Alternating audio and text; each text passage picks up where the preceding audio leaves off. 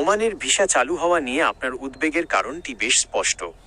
2026 সালের 27 জানুয়ারি রিয়াদে অনুষ্ঠিত global labour market কনফারেন্সে ওমানের শ্রমমন্ত্রী মাহাদ বিন সাইদ বিন আলী বাওয়াইন এবং বাংলাদেশের প্রবাসী কল্যাণ উপদেষ্টা আসিফ নজরুলের মধ্যে একটি বৈঠক হয়েছিল।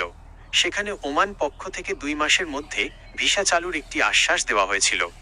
আজ 6 এপ্রিল 2026, অর্থাৎ সেই আশ্বাসের 2 মাস পার হয়ে গেলেও পূর্ণাঙ্গভাবে ভিসা চালু না হওয়ার পেছনে কয়েকটি সম্ভাব্য কারণ ও বর্তমান পরিস্থিতি নিচে তুলে ধরা হলো।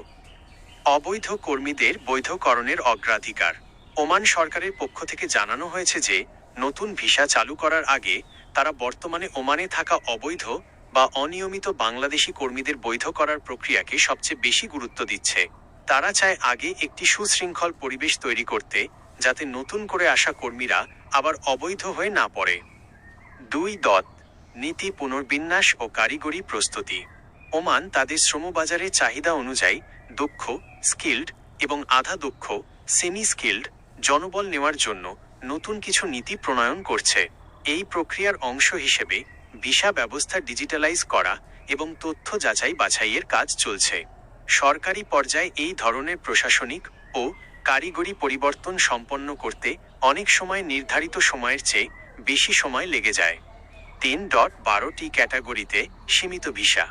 যদিও সাধারণ ওয়ার্ক পারমিট বা লেবার ভিসা নিয়ে এখনও ধোঁয়াশা রয়েছে, তবে ওমান সরকার ইতোমধ্যে 12টি বিশেষ ক্যাটাগরিতে, যেমন family visa, GCC residential visit visa, doctor, engineer, nurse ইত্যাদি ভিসা প্রক্রিয়া শিথিল করেছে। পূর্ণাঙ্গভাবে সব ধরনের ভিসা এখনও আগের মতো উন্মুক্ত হয়নি। বর্তমান অবস্থা। আশ্বাস ও বাস্তব। 2 মাসের সময়সীমা পার হলেও কূটনৈতিক পর্যায়ে আলোচনা এখনও চলমান। বৈধকরণ সুবিধা। বর্তমানে ওমানে থাকা অবৈধ প্রবাসীদের কোনো জরিমানা ছাড়াই বৈধ হওয়ার বা দেশ ছাড়ার যে সুযোগ দেওয়া হয়েছে, সেটি শেষ হওয়া পর্যন্ত নতুন বড় আকারের নিয়োগ স্থগিত থাকতে পারে। পরামর্শ: দয়া করে কোনো দালালের খপ্পরে পড়ে অগ্রিম টাকা লেনদেন করবেন না। ওমান সরকার বা বাংলাদেশ দূতাবাসের পক্ষ থেকে অফিসিয়াল ঘোষণা না আসা পর্যন্ত অপেক্ষা করাই বুদ্ধিমানের কাজ হবে। ওমানের কোনো নির্দিষ্ট ভিসা ক্যাটাগরি বা অন্য কোনো তথ্য সম্পর্কে কি আপনার আর কিছু জানার আছে?